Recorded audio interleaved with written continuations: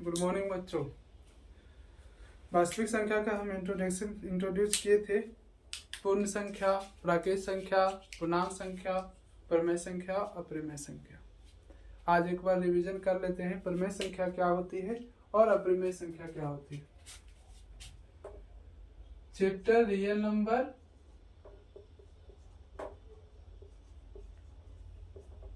Class 10th। प्रमेय संख्या क्या होती है, कौन कौन सी संख्या प्रमेय संख्या होंगी, है ना। एक बार इसमें झलक देख लेते हैं दोस्तों। अप्रमेय संख्या,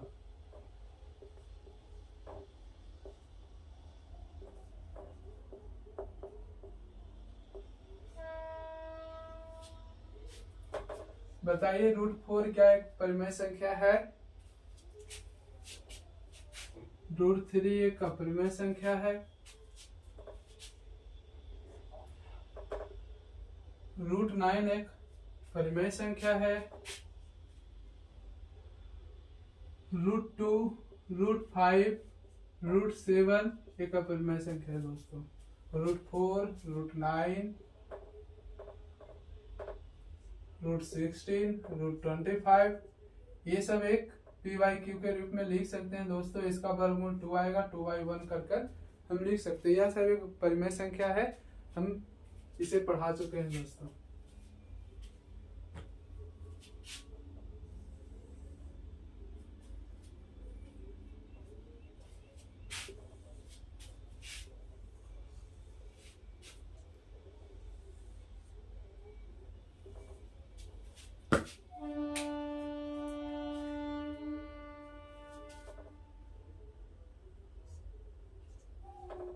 प्राकृत संख्या एक परिमेय संख्या है दोस्तों।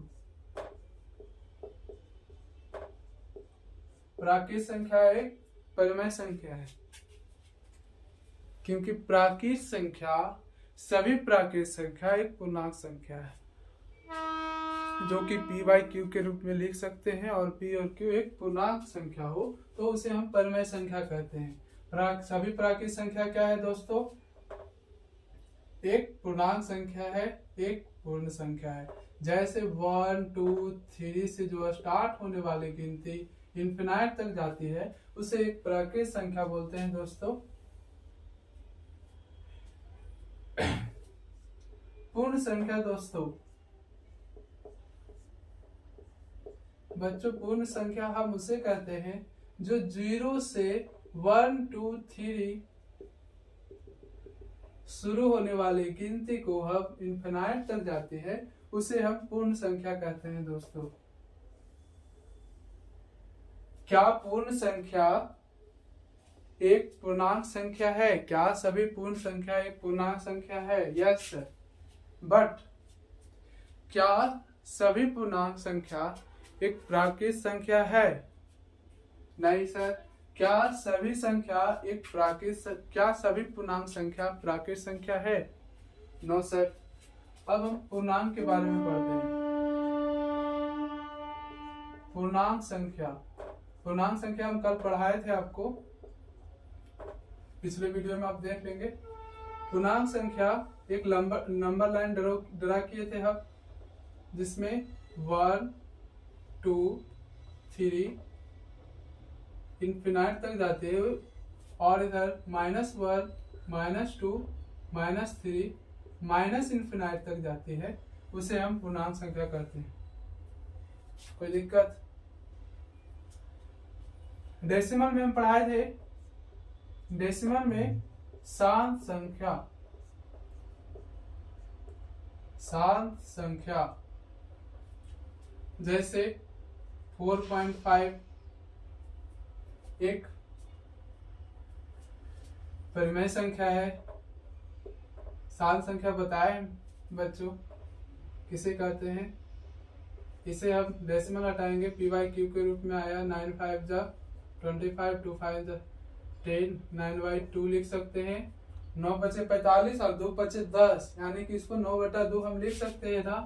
यह एक पूर्णांक संख्या, यह भी एक पूर्णांक संख्या है और p/q के रूप में लिखा जा रहा है, तो उसे हम परिमेय संख्या कहेंगे। कोई दिक्कत है?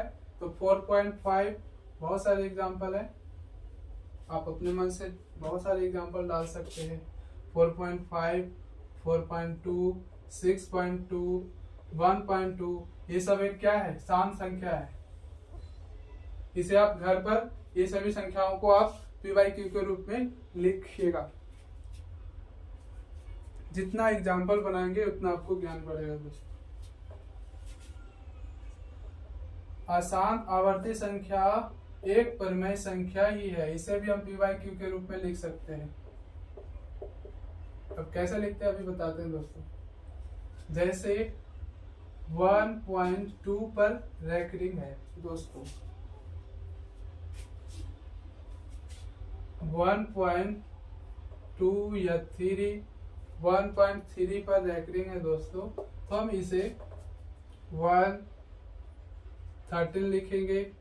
यहाँ एक अंक दाएं साइड कितना अंक है, एक अंक है तो एक 9 लिखेंगे। इसमें दाएं साइड 1 है तो 1 लिखेंगे। 1 घटाएंगे, इसमें 1 घटाएंगे तो कितना बचेगा, जितना 1 है इसे घटाएंगे हम यहाँ पर, और जो संख्या आएगी वह PYQ के रूप में आएगी दोस्तों।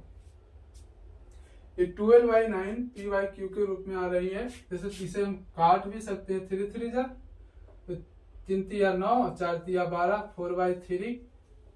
क्या 4 एक पूर्णांक संख्या है, 3 भी एक पूर्णांक संख्या है और PYQ के रूप में लिखा जा सकता है, इसीलिए इसे को हम परिमेय संख्या कहते हैं। कोई दिक्कत है?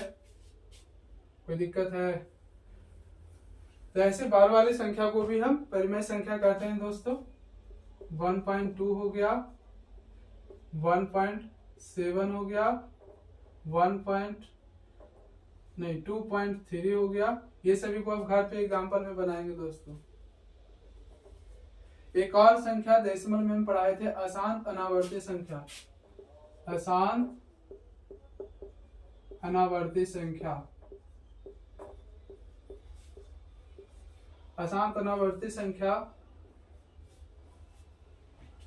जो नॉन रिपीटिंग नंबर देखिए दोस्तों, वह 4.15, 115, 115 ये सभी संख्या क्या है, नॉन रिपीटिंग नंबर, आसान अनावर्ती संख्या है दोस्तों। संख्या है उसे हम अपरिमेय संख्या कहते हैं। आपको बताए थे √3, √2 है ना।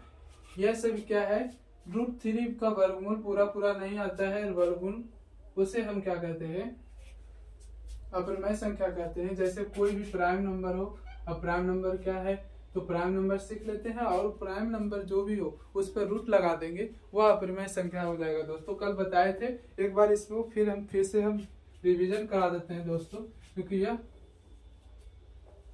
अपरिमेय संख्या हम कहते किसको है। तो ज्यादा से सवाल देखिए, इसे PYQ के रूप में नहीं लिखा जा सके, अपरिमेय संख्या उसे कहते हैं जिसे हम PYQ के रूप में नहीं लिख सकते, लेकिन PYQ एक पूर्णांक संख्या होनी चाहिए, है ना। अपरिमेय में एक शर्त है कि PYQ पूर्णांक संख्या होनी चाहिए, वह PYQ के रूप में नहीं लिखा जा सकता है। उसे हम क्या कहते हैं, अपरिमेय संख्या कहते हैं। √3 को, √3 क्या एक पूर्णांक संख्या है दोस्तों? नहीं है सर।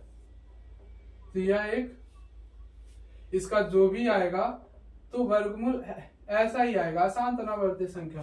तो अशांत अनावर्ती संख्या बताए आपको अपरिमेय संख्या होती है, तो √3 क्या है, एक अपरिमेय संख्या है। अब सर प्राइम नंबर होता क्या है, प्राइम नंबर कंपोजिट नंबर, ये पढ़े थे आप 6th-7th क्लास में। प्राइम नंबर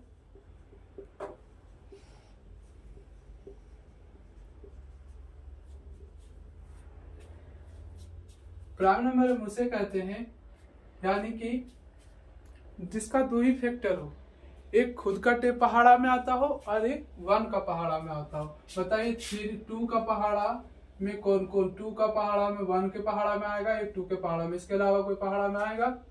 लेकिन प्राइम नंबर जो नहीं होगा, जैसे हम एग्जांपल लेते हैं दोस्तों, 8 2 का भी टेबल में आता है, 4 का भी टेबल में आता है, 2 फैक्टर से ज्यादा हो रहा है दोस्तों, एक 8 का भी पहाड़ा में आता है, ये 4 फैक्टर देखिए, एक का भी पहाड़ा में आता है, यानी कि इतना, इसका 2 ही फैक्टर आएगा दोस्तों। जो प्राइम नंबर होंगे उसका 2 ही फैक्टर आएगा। जैसे 2 है तो 2 का 2 फैक्टर आया, 3 का भी 2 ही फैक्टर आएगा, यहाँ पर 5 2 कोई भी सा भी अंक लेंगे जो प्राइम नंबर होगा जैसे इसमें 3 का टेबल में आता है, 1 का टेबल में आता है, 5 का टेबल में, 1 का टेबल, इसके अलावा कोई आता है नहीं आता। 7 1 का टेबल में आता है, 7 का टेबल, और किसी टेबल में नहीं आएगा दोस्तों।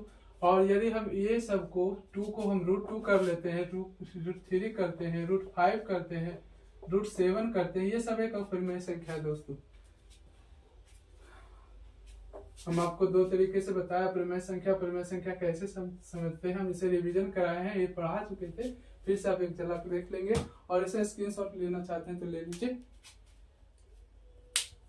बस अब नेक्स्ट 1.1 10th क्लास का स्टार्ट करने वाले हैं, और एक और स्टार्ट होगा सर्कल चैप्टर दोस्तों। तो वास्तविक नंबर में ये था, और 1.1 और भी हम स्टार्ट करेंगे अब। ठीक है, इतना तक। जय हिंद दोस्तों।